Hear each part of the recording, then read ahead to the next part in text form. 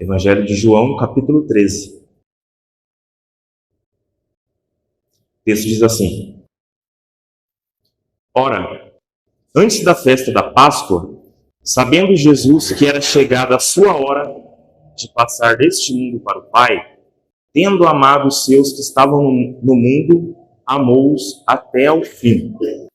Durante a ceia, tendo já o diabo posto no coração de Judas Iscariotes, filho de Simão, que traísse a Jesus, sabendo este que o Pai tudo confiara às suas mãos e que ele viera de Deus e voltava para Deus, levantou-se da ceia, tirou a vestimenta de cima e, tomando uma toalha, cingiu-se com ela. Depois, deitou água na bacia e passou a lavar os pés aos discípulos e a enxugar-lhes com a toalha com que estava cingido. Aproximou-se, pois, de Simão Pedro, e este lhe disse: Senhor, tu me lavas os pés a mim? Respondeu-lhe Jesus: O que eu faço não sabes agora, compreendê-lo-ás depois. Disse-lhe Pedro: Nunca lavarás os pés. Respondeu-lhe Jesus: Se eu não te lavar, não tens parte comigo. Então Pedro lhe pediu: Senhor, não somente os pés, mas também as mãos e a cabeça. Declarou-lhe Jesus: Quem já se banhou não necessita de lavar senão os pés, a não ser os pés. Quanto ao mais, está todo limpo. Ora, vós estáis limpos, mas não todos, pois ele sabia quem era o traidor. Foi por isso que disse: nem todos estáis limpos. Irmãos, eu me lembro que quando eu era mais novo, criança, na minha infância, eu gostava muito de jogar videogame. Até o Miguelzinho gosta bastante também. E entre os jogos que eu gostava muito, eram aqueles de fases, né? Geralmente tinha um personagem principal e conforme nós íamos jogando, o personagem ia avançando as fases, as etapas, nós podemos por assim dizer, até o fim principal, em que nós chamávamos de zerar o jogo, finalizar o jogo. E na nossa vida cristã não é muito diferente disso. Numa vida cristã, nós passamos por algumas etapas para nós chegarmos ao nosso fim, que é o céu, que é o encontro ali face a face com Jesus Cristo. Pensando nisso, eu quero dar o tema dessa mensagem de hoje, de 3 etapas de uma vida cristã. 3 etapas de uma vida cristã. E antes de começar a falar a respeito do texto, eu quero dizer que esse texto ele se encontra, aliás, o capítulo 13, a partir do capítulo 13, nós vemos aqui o ministério particular de Jesus, né? Até o capítulo 13, nós vemos lá no início a introdução do Evangelho e em sequência o ministério público, onde Jesus ele opera sinais, né? Curas e ensinos. Mas a partir do capítulo 13, Jesus ele começa a focar mais nos seus discípulos, a prepará-los para a sua partida, porque já era próxima a partida. Então Jesus faz algumas promessas, promete o Consolador, o Espírito Santo, ainda dá alguns ensinos para eles, né? Eles têm esse privilégio. Então esse texto se encontra no ministério particular de Jesus. Irmãos, dentro dessas 3 etapas de uma vida cristã, a primeira etapa que nós passamos, e eu creio que todos aqui já passaram por essa etapa, é a etapa de conhecer a obra redentora. Essa é a primeira etapa de uma vida cristã. A etapa de conhecer, de receber a obra redentora. Como nós vimos aqui,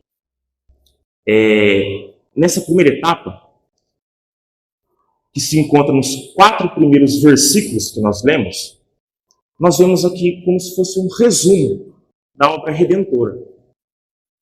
Por que um resumo? Por quê?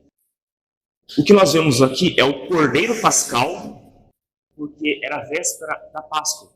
E na véspera da Páscoa, ali, ou melhor, no crepúsculo, os cordeiros eles eram mortos para então começar a celebrar a Páscoa, junto com a festa de pães asmos. E o que nós vemos aqui é que o Cordeiro Pascal, que veio ao mundo para passar deste mundo para o Pai, ou seja, morrer, dar a sua vida, pelos seus discípulos que ele amou até o fim.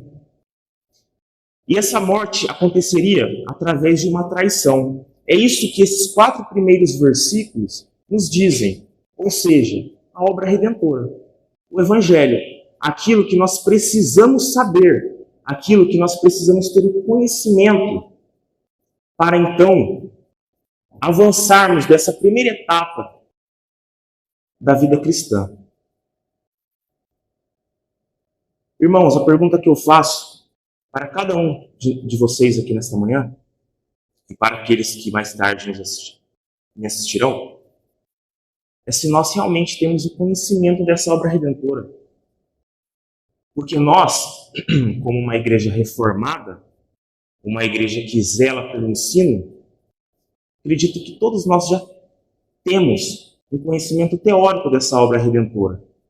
E como é bom estudar a Bíblia. Como é bom folhear e conhecer e saber de tudo isso que aconteceu na história. Toda essa teoria, digamos assim. Mas será que nós, verdadeiramente, nós nos apropriamos dessa verdade que a Bíblia toda aponta para esse Evangelho de Jesus Cristo, como o reverendo Aguinaldo, na ceia passada, pregou? O Evangelho de Jesus Cristo? Será que nós realmente nos apropriamos dessa verdade? Ou ela só fica aqui? Só na teoria? Nós até reconhecemos que Jesus veio ao mundo, né? Reconhecemos os ensinos morais dele, aonde nós buscamos seguir, mas será que nós realmente nos apropriamos dessa verdade?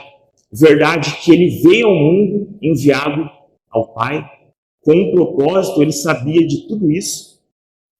É até comum, eu conversando com meus amigos, perguntar se Jesus ele sabia do propósito dele, sabia se ele sabia que ele morreria, se ele tinha esse propósito com ele. E é comum alguns não responderem com convicção, ou até responderem equivocadamente, ali dizendo que Jesus não sabia. Mas na verdade Jesus sabia, irmãos. Na eternidade, as 3 pessoas da Trindade, o Pai, o Filho e o Espírito Santo, em consonância, em concordância, eles planejaram essa obra, esse plano da redenção, para salvar o homem que havia se perdido. Aliás, que haveria de se perder, porque tudo isso foi decretado, planejado pelo Pai, em consonância com as 3 pessoas, irmãos. E Jesus tinha consciência desse propósito. E nós? E você? Tem consciência? Tem consciência dessa obra? Vocês sabem realmente por que Jesus veio ao mundo? Eu espero que sim, irmãos. Porque nós só poderemos avançar para o próximo estágio, para a próxima etapa da vida cristã, se nós realmente recebermos esse conhecimento de fato, e não apenas teoricamente. Aqueles que puderem, abram comigo rapidamente lá em 1 Timóteo, capítulo 2, versículos 5 e 6.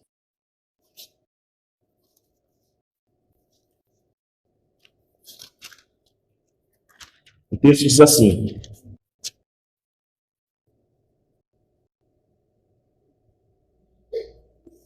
Primeira Timóteo 2, 5 e 6.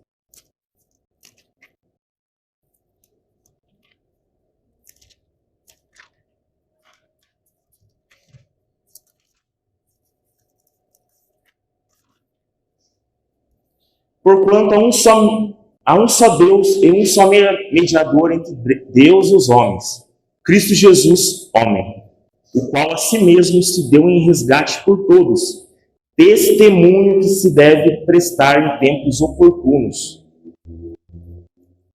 Esse testemunho, ele prestou num tempo oportuno.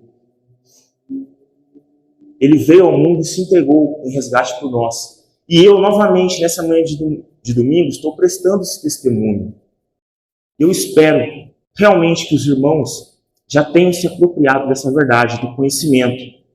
Porque se vocês se apropriaram dessa verdade, então vocês já passaram para a segunda etapa de uma vida cristã. E essa segunda etapa, irmãos, ela se encontra nos versículos 5 e 10 de João, de capítulo 13. E essa etapa diz respeito ao novo nascimento. O Evangelho ele é pregado, irmãos, para isso. Para que pessoas sejam regeneradas. Para que pessoas nasçam de novo. E aqui, antes de falar mais a respeito do novo nascimento, eu quero destacar nos versículos 6 e 7, que dizem o seguinte: aproximou-se, pois, de Simão Pedro, e este lhe disse: Senhor, tu me lavas os pés a mim? Respondeu-lhe Jesus: o que eu faço não sabes agora, compreendê-lo-ás depois. O que eu quero destacar aqui, irmãos, é que Pedro, ele não compreendeu aquele ato de Jesus, de lavar os pés, que era um ato de servo. Custou um pouco a Pedro entender aquele ato de Jesus que implicava no esvaziamento da glória de Jesus. Aquele ato que implicava em assumir forma de servo e morrer para que Pedro obtivesse um novo nascimento. Porque esse é o fim da primeira etapa. Esse é o objetivo da primeira etapa. E os irmãos podem ler depois em casa mais a respeito disso, sobre esse esvaziamento, assumir a forma humana, se humilhar, para que nós nascêssemos de novo, lá em Filipenses 2, 5 e 8. Os irmãos não precisam ver agora, mas em casa os irmãos poderão ver. E eu quero destacar também aqui no novo nascimento, irmãos, que é a segunda etapa, o versículo 10. Por quê?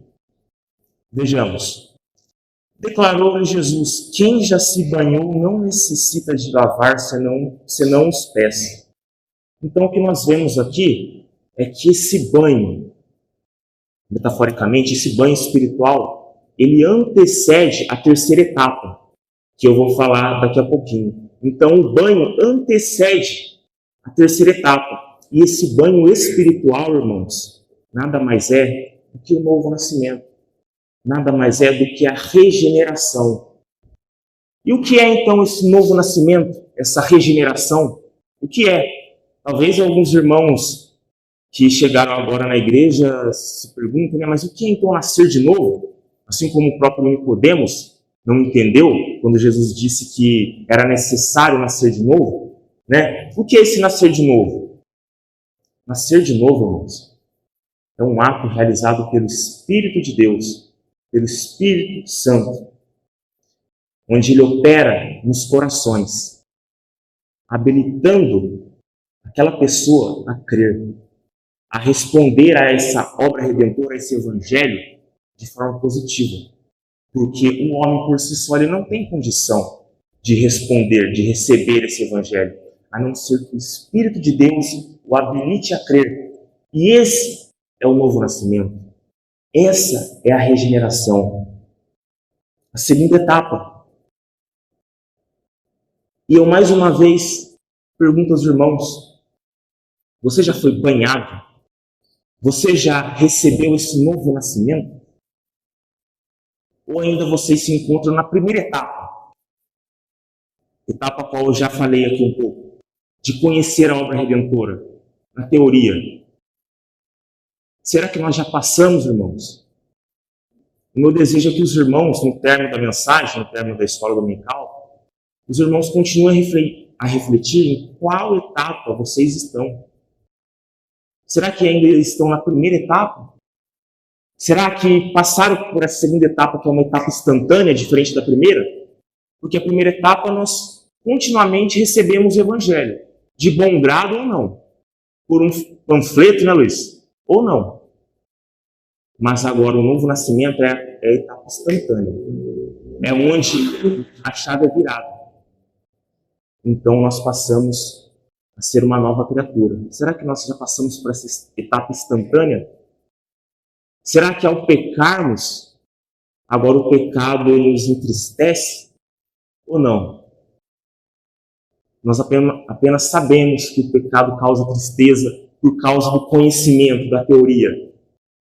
E de fato, ele não age em nós o arrependimento, que é uma graça que nós recebemos com o novo nascimento.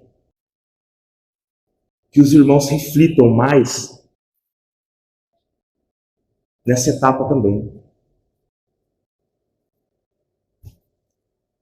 João 5 mesmo vai dizer que aquele que não nascer da água e do Espírito não pode entrar no reino de Deus. E essa água aqui não é o batismo não, irmãos. É importante dizer isso, que não é o batismo não. A água é símbolo de purificação. Então nascer da água e do Espírito é você ser purificado pelo Espírito Santo. E aí sim, então, receber esse novo nascimento.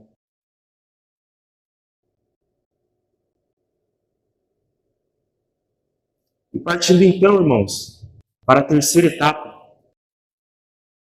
que vem após esse banho espiritual,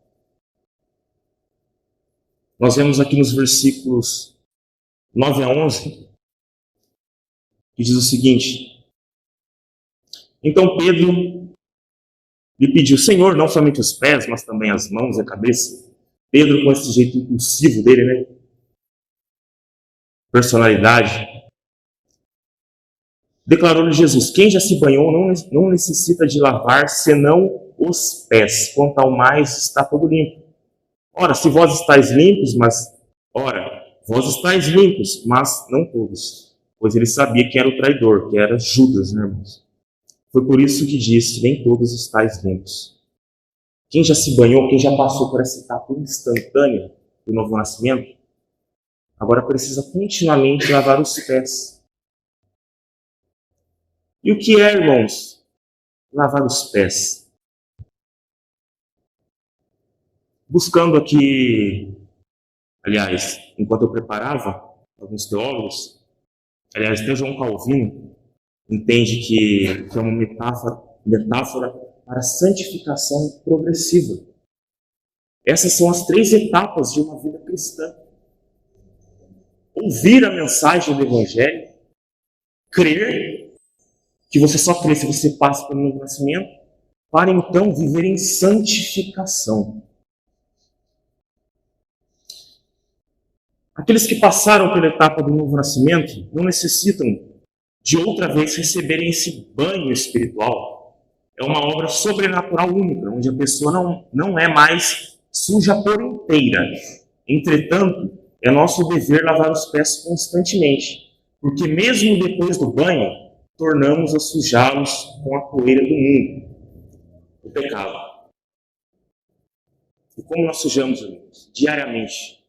Seja com pensamentos por pensamentos, seja matando o irmão, odiando o irmão, seja por nos omitirmos da nossa responsabilidade como cristão, nos envergonharmos muitas vezes no trabalho, né? Talvez no trabalho não saibam que somos cristãos e só saberão pelo nosso testemunho verdadeiro. E como pecamos, irmãos? E esta etapa da santificação, ela é uma etapa que talvez seja a mais longa. Porque nós só seremos plenamente transformados, glorificados, melhor dizendo, na volta de Jesus. Ou então não mais pecaremos quando nós morrermos e passarmos deste mundo e formos para o céu. É uma etapa difícil, irmãos. É difícil, não é fácil. Todo dia você mortificar a sua carne.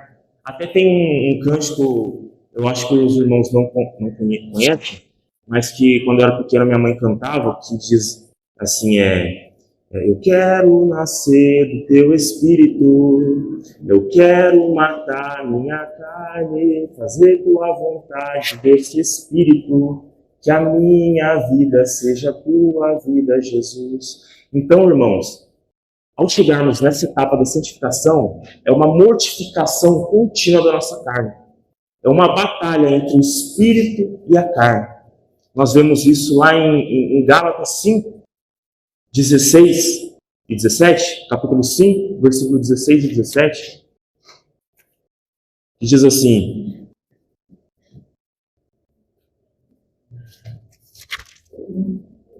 digo, porém, andai no Espírito e jamais satisfareis a concupiscência da carne, porque a carne milita contra o Espírito e o Espírito contra a carne, porque são opostos entre si, para que não façais o que porventura seja do vosso querer. E como isso é uma verdade, irmãos?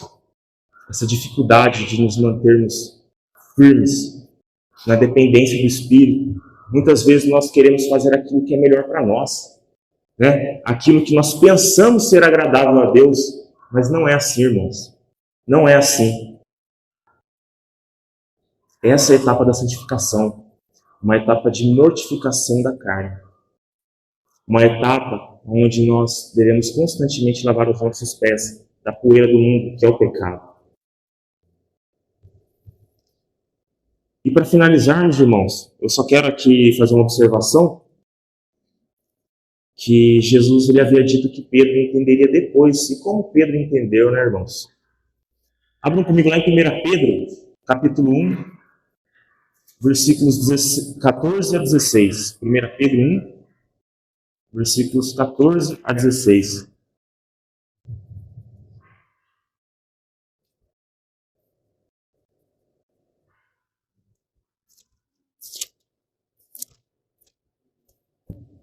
Pedro não havia entendido esse ato de Jesus.